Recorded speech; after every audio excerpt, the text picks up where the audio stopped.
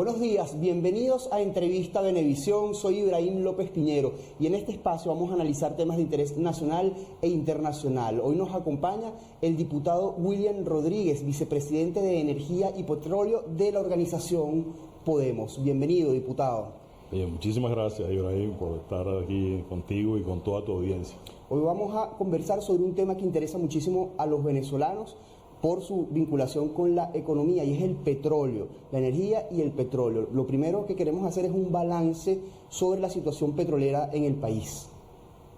Bueno, creo que hay que reconocer el esfuerzo que ha hecho la ministra Delcy Rodríguez por seguir dándole continuidad, ¿no?, a lo que hacen nuestros trabajadores y nuestras trabajadoras en los campos petroleros. La producción petrolera, debo decirlo con muchísima responsabilidad, sigue creciendo.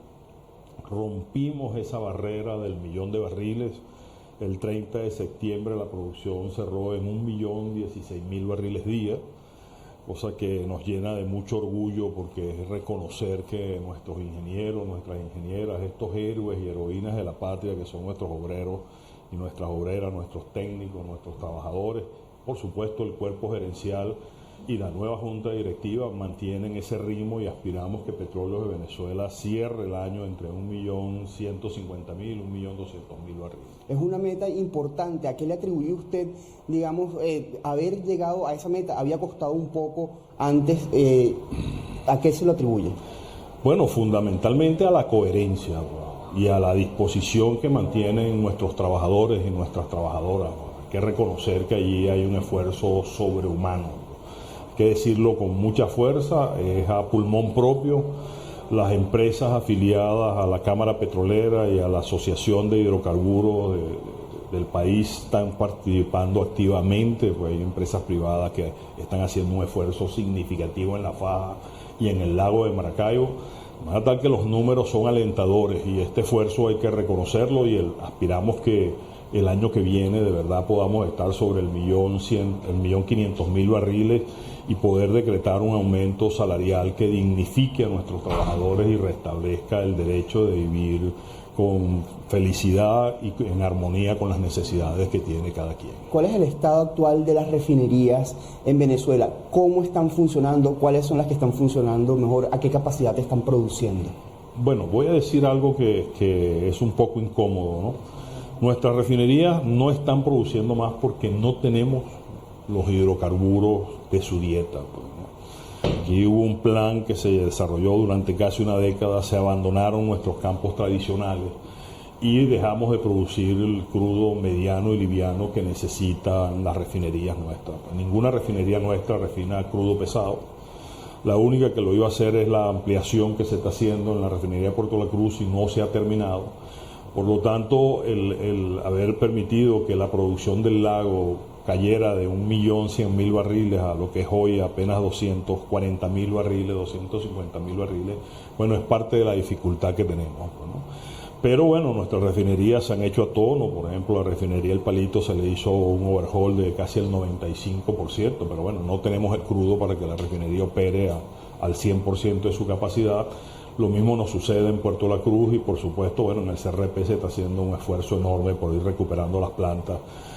De manera tal que creo que tenemos que regresar con fuerza al lago. En lo particular yo he planteado la necesidad de que cuadriculemos al lago y salgamos a buscar socios como buscamos socios en la faja petrolífera del Orinoco o Chávez Fría, con la ventaja de que el lago, bueno, es crudo liviano y va a ser mucho más rápido y vamos a encontrar incluso socios nacionales que están en el lago, que conocen el lago y que, bueno, están a la expectativa de qué vamos a hacer con el decreto del 2009, que hay un consenso técnicamente tanto en la comisión como en gran parte de los empresarios de que ese decreto debe ser modificado para restablecer esos servicios a la empresa privada y darle un esfuerzo importante. El lago es una operación compleja, pues en el lago se necesitan buzos, se necesitan lanchas, se necesitan gabarras, o sea, no es como en tierra firme donde, bueno, con camionetas y equipos de tierra tú puedes resolver la producción, pues ahí es mucho más complejo. Además entendemos que es necesario hacer un dragado en el lago de Maracaibo para poder sacar el petróleo por vía marítima. Bueno, eso es fundamentalmente para aumentar el calado de los barcos que están allí, ¿no? Es una fase importante, se estuvo discutiendo con la gente de Chevron, no sé realmente en qué ha terminado eso, pero es un trabajo, tampoco es un trabajo del otro mundo ni tan caro, pues algunos estiman que puede estar en el orden de los $60 millones, otros hablan de un poco más, pero bueno, es algo que se puede hacer de manera sencilla si definitivamente hay un esfuerzo importante por aumentar la producción. Y en ese sentido, el estado de las tuberías submarinas que atraviesan el lago de Maracaibo, ¿cómo se encuentran? ¿Cuánto costaría repararlas? ¿Eso incide en la producción particular de ese crudo liviano que se necesita extraer del lago de Maracaibo? Fundamentalmente es un problema que tiene que ver con la contaminación del lago, ¿no? Y hace años sabemos que PDVSA diseñó un plan para sustituir la mayoría de esas tuberías. Lamentablemente, bueno, la crisis económica, las medidas coercitivas unilaterales que nos hicieron mucho daño paralizaron esos planes, pero es una tarea pendiente que debe ejecutar Petróleos de Venezuela y que aspiramos que a medida que vayamos recuperando la producción, una parte importante de esos recursos vayan a dignificar el salario de nuestros trabajadores, pero también vayan a hacer los trabajos necesarios que necesita la industria petrolera para seguir en esa etapa de crecimiento y de expansión de la producción. ¿Cómo se encuentra el estado de la distribución del combustible en el país, de la gasolina y del diésel?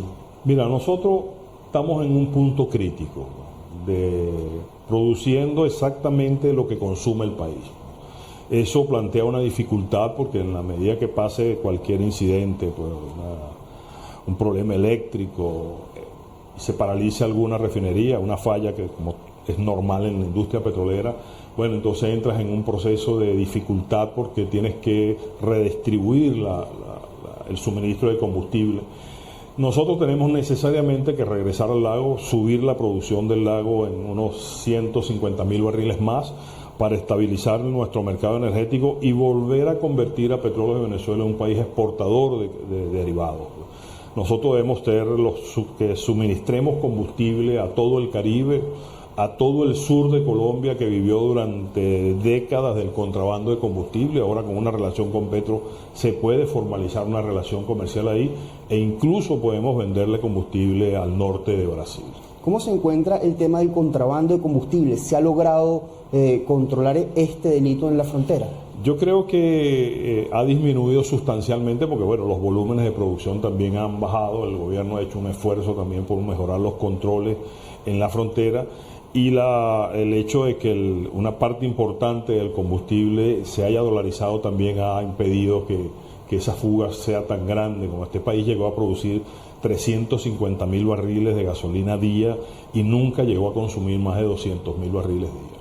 O sea que se iba más de la mitad, o casi la mitad. Casi la mitad se iba en contrabando. Por la frontera. La vicepresidenta de la República, Delcy Rodríguez, durante una reunión que hubo en Rusia, habló de un escudo comercial para proteger al país. ¿Podría usted profundizar sobre este tema? Mira, a nosotros nos parece una idea realmente brillante. Yo creo que Delcy, nuestra vicepresidenta y actual ministra de Energía y Petróleo, va enrumbada a convertirse en la canciller del petróleo de Venezuela, ¿no? Es una propuesta audaz, que tiene una alta pertinencia porque el 26% de la producción de hidrocarburos del mundo está sancionado por Estados Unidos y por esos países que operan como una colonia norteamericana.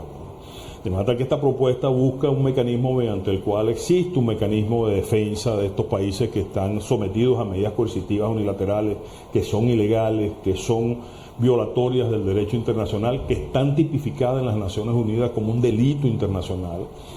Y nosotros la complementamos. Si nosotros logramos monetizar nuestras reservas y emitir deuda contra esa reserva en el marco de ese escudo comercial con los países que están en esta situación, bueno, creo que daríamos un salto importante porque el grueso de esas medidas coercitivas fueron diseñadas para impedir que Petróleos de Venezuela acceda a fuentes de financiamiento. Y el negocio petrolero hace muchas décadas dejó de ser un problema de ingeniería y tecnología para convertirse en un problema financiero. De manera tal que ahí hay un desafío importante. Nosotros sostenemos esa propuesta y la amarramos a ese planteamiento tan importante que ha hecho la vicepresidenta y ministra de Petróleo, Delcy Rodríguez.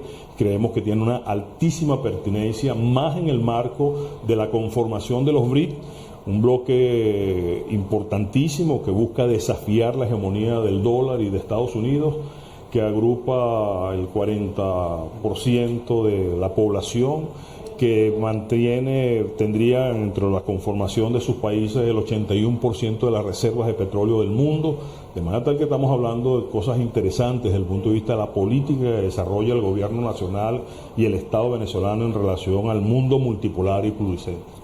Al regreso del corte comercial vamos a continuar hablando de los BRICS. Ustedes no se aparten de su pantalla. En breves minutos ya venimos, continuamos conversando con el diputado William Rodríguez.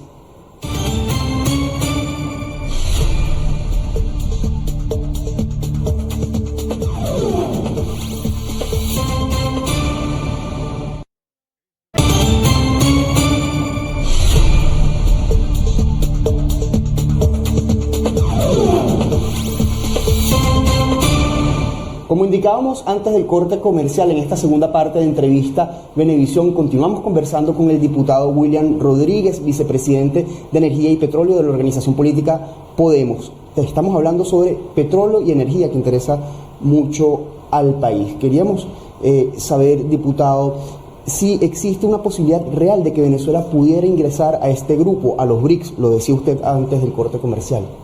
Bueno, estamos invitados a la cumbre que se va a realizar, nos invitó el mismo presidente Putin, ¿no? Hay mucha expectativa, por supuesto que las oportunidades implican desafíos, el país tiene que adaptarse también a ese nuevo reto. También vamos a ingresar a un grupo que representa casi el 30 y pico % de la economía del mundo, con grandes consumidores de energía como es China e India, que han adaptado sus refinerías incluso al crudo venezolano. También hay que reconocer que son países que también son enormemente eficientes en la producción. De manera tal que es un desafío para Venezuela participar allí y tratar de competir y tratar de ingresar allí.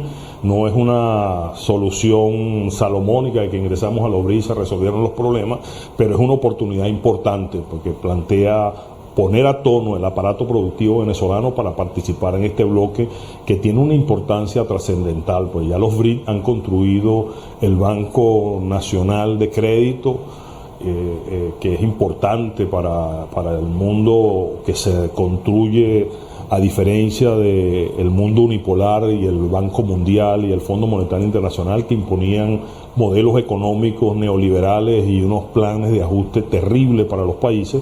Este es un banco que busca utilizar la complementariedad y que ya tiene 50.000 millones de dólares, ¿no? De manera tal que allí hay una oportunidad importante desde el punto de vista de Venezuela acceder a esa fuente de financiamiento, utilizar esa fuente de financiamiento para derrotar el bloqueo económico al cual estamos sometidos y apalancar la producción no solamente en la industria petrolera, sino también en el agro y en la parte industrial. Para finales del mes de octubre, los mercados internacionales tenían la expectativa o tienen la expectativa de que el barril de petróleo, el precio mundial del petróleo, supere los $100. ¿Cómo beneficiaría esta situación a Venezuela, tomando en cuenta, por supuesto, que la cesta venezolana siempre es un poco menor el precio a la cotización mundial? Bueno, siempre tenemos una diferencia de 5 o 6 dólares, porque bueno, nuestra cesta no es de crudos livianos, es crudos medianos y pesados. Realmente hay una expectativa en el mundo energético, lo que está sucediendo en el mundo árabe fundamentalmente con esta barbaridad de genocidio que comete Israel contra Palestina, la respuesta que se espera y que hay mucha expectativa en relación a lo que pueda hacer Israel contra Irán. Si Israel ataca instalaciones petroleras, estoy absolutamente convencido de que el precio del petróleo va a pasar la barrera de los $100, pero de manera violenta, diríamos yo. Hay gente que estima que puede subir muchísimo más, porque recordemos que en el estrecho de Hormuz, donde de un lado están los países árabes y del otro lado está Irán, bueno, por ahí pasa el 35% del crudo que se comercializa en el mundo vía marítima. Pasan 20 millones de barriles día. Más abajo, en el estrecho de Bab, donde están los hutíes, bueno, pasa casi el 10% del petróleo que se comercializa en el mundo. Y son dos estrechos en los cuales hay una alta volatilidad política, militar, que puede comprometer el flujo eficiente y estable del suministro de crudo. De manera que hay una expectativa, yo diría que el mundo petrolero tiene una alerta roja esperando cuál va a ser la respuesta que dé Israel y cómo reacciona Irán ante esa respuesta. Si el flujo de petróleo se interrumpe en el estrecho de Hormuz, estoy seguro de que vamos a ver precios del petróleo muy por encima de los $100 el barril. Se tenía programado también que la OPEP más Arabia Saudita se reunieran en octubre para discutir un posible incremento de la producción petrolera. ¿Cómo afectaría esto a Venezuela? ¿Está Venezuela en la capacidad, digamos, de cumplir con ese incremento? Bueno, estamos haciendo un esfuerzo enorme por seguir aumentando la producción. Bueno, por supuesto que en las necesidades energéticas que plantea la interrupción del suministro en el mundo árabe, bueno, es un desafío muy grande para cualquier país de la OPEP y no de la OPEC. Pues nosotros debemos seguir trabajando fuertemente eso. Yo tengo una visión mucho más allá. Creo que Venezuela se va a convertir en el pivote energético del mundo por nuestras reservas, nuestra capacidad de aumentar la producción, pero fundamentalmente por nuestra ubicación geográfica. Nosotros tenemos salida al Caribe y salida al Atlántico. No estamos sometidos a esta confrontación política ni militar que sucede en el mundo árabe. No somos objeto de las incidencias de la temporada de huracanes y podemos ser un suministrador de energía estable y confiable para el mundo, ¿no? Hemos hablado mucho de petróleo, poco de gas natural. Recientemente Venezuela, el Estado venezolano, firmó un convenio con Ecopetrol en Colombia para el suministro de gas natural. Bueno, están en negociaciones. ¿Cómo es eso? Bueno, recordemos que nosotros construimos un gasoducto binacional que tiene 220 y tantos kilómetros. Inicialmente se diseñó para que funcionara bidireccional. Inicialmente recibimos gas. A raíz de las medidas coercitivas se interrumpió este suministro. Se está haciendo un esfuerzo enorme, pues el nuevo vicepresidente de gas y toda su junta directiva están trabajando para lograr por lo menos vender 150 millones de pies cúbicos en la primera fase a Colombia, que tiene una necesidad importante y que nosotros tenemos gas para entregarles, ¿no? De manera que creo que es una meta factible, importante y que le daría el impulso que necesita PDVSA Gas para posicionarse en el mercado energético. Nosotros estamos por recibir un barco que va a ser la sísmica en todo esta fachada del Caribe y la Atlántica. Ya se han hecho la sísmica en dos áreas importantes, tanto en Trinidad como en el Golfo de Paria, y que está dando indicadores verdaderamente interesantes en relación a subir las reservas que tiene el país en gas. Nosotros tenemos una debilidad, que es que seguimos quemando casi un tercio de lo que producimos. Estamos cerca del 1.600.000 millones de pies cúbicos que seguimos quemando y que deberíamos tener una política audaz para reducir y seguir reduciendo esa cifra. Pero bueno, las expectativas de que el país pueda subir incluso al cuarto, a la quinta reserva del mundo en gas son muy grandes. Los acuerdos con Repsol, pese a la posición que ha asumido desde el punto de vista político, diríamos, el Parlamento, creo que van a continuar en el área energética avanzando. El país necesita darle continuidad a los proyectos de gas y retomar proyectos propios. Recordemos que nosotros hicimos también un gasoducto que está apenas a 11 kilómetros de Trinidad y que recorre todo el estado Sucre, el Golfo, y llega al criogénico de José. Teníamos diseñado ahí una planta de tratamiento en Güiria que se compró el 100% de su equipamiento y creo que hay que de verdad retomar nuestros propios proyectos para el mercado nacional y para la exportación de gas. Usted mencionaba algo muy interesante, es que el jueves de la semana pasada el Parlamento venezolano aprobó instar al Ejecutivo Nacional a romper relaciones diplomáticas y comerciales con España. Dice usted que esas relaciones comerciales podrían excluir al sector petrolero, ¿es así? Bueno, estoy absolutamente convencido de que va a ser así. Los esfuerzos que está haciendo tanto la vicepresidenta Delcy Rodríguez y ministra del Petróleo, como el camarada presidente Nicolás Maduro, por apalancar la posición energética de Venezuela en una coyuntura tan compleja desde el punto de vista internacional, debería tener esa previsión de que esa ruptura con el reino español sea más política que energética. En la feria de FITELB, en la feria de tecnología que vimos durante el mes de septiembre, una de las empresas prestadoras de servicios de telefonía móvil en Venezuela anunció que en el 2025 iba a invertir en el país $500 millones. ¿Cómo quedaría esa empresa, digamos, en este conflicto, digamos, entre Venezuela y España? Además de esos $500 millones, sabemos que hay 60 empresas españolas operando en el país. Bueno, nosotros aspiramos que la ruptura sea más política que comercial, ¿no? De todas maneras es una decisión del Ejecutivo que respetaremos y acataremos militantemente, ¿no? Pero las necesidades que tiene el país dirían que debe ser más una posición política que comercial, ¿no? Lo que se haga. Y bueno, también hay una gran expectativa en relación a las empresas mixtas, pues estamos renovando los contratos de tiempo de estas empresas y están llegando empresas con planes de inversión enormes. Pues de Brasil, en Petro Roraima, llegó una empresa que va a invertir $11.500 millones, pues estamos hablando de un dinero significativo. Pues la inversión que está previsto que realice Chevron en las 4 empresas mixtas que tiene con Venezuela y que hoy esas empresas mixtas rondan cerca de los 220.000 barriles día, está estimándose en casi $10.000 millones, de manera tal que el país está recibiendo inversión, están viniendo muchísimas empresas, tanto del Medio Oriente, tanto del continente como de Europa, de Asia, y vamos a seguir creciendo en la producción petrolera y creciendo en la producción agroindustrial. Usted mencionaba a la empresa petrolera Chevron y en ese sentido iba la próxima pregunta. En abril del año 2025 se vence la licencia que otorgó la OFAC para la operación. Chevron, junto a otras empresas petroleras en Venezuela como Repsol, Eni, también operan con licencias específicas.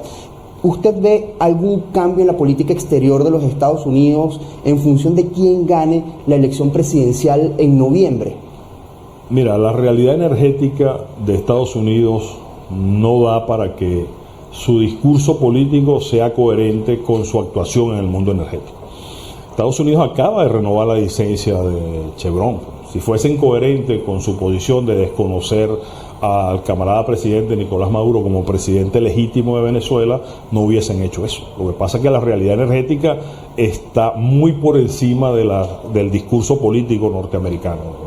Ellos van a elecciones el 4 de noviembre, el 5 de noviembre precisamente, y bueno, están en ese dilema de quién gana y cómo preservan sus votaciones, y hay un discurso más radical por las elecciones que por la realidad energética. Estados Unidos está pagando por primera vez el litro de gasolina en $1, pues es una situación compleja para ellos. Y si los precios del petróleo continúan en alza, bueno, la situación inflacionaria de ese país va a ser bien compleja y difícil.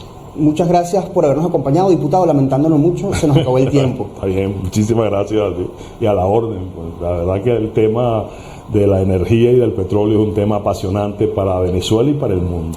William Rodríguez, diputado a la Asamblea Nacional, vicepresidente de la Comisión de Energía y Petróleo de la organización política Podemos. A ustedes, gracias por su atención. Será hasta una próxima edición de Entrevista Venevisión. Luego del corte comercial, continúen bien informados con Noticias Venevisión.